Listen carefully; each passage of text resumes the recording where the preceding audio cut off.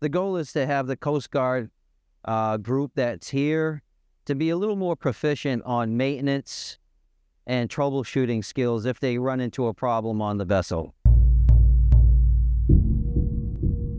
Before the training started, I was expecting to learn about the ZF reduction gear, how it works, and how it interacts with the boat and how we use it.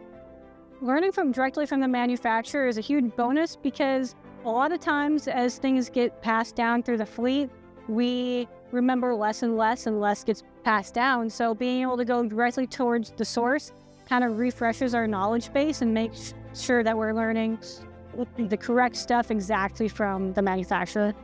Training directly with ZF gives, I feel like, the Coast Guard as a whole a much better understanding, and the people that are really running the show can really pass that knowledge on. So I feel like it's very beneficial. Actually putting hands on is a really big one for me, having the confidence of touching, undoing, putting stuff back together, tearing stuff down, gives you the confidence of, okay, like I feel better when I have to do this. It's really valuable to troubleshoot issues before they become problems because a lot of times our time in port is very valuable. The Coast Guard has a very specific mission to perform, and if they don't have people capable of handling the machinery, then realistically we can't perform that mission. The sensors, troubleshooting, putting bugs in the system, and then having us figure it out. This week with ZF, this is more about partnership, not just instruction here.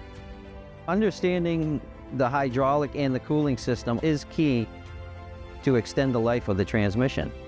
So being able to ask questions about previous issues I've had and then how those issues from previous transmissions can now lead over for not only this transmission and the rest of my career working with ZF.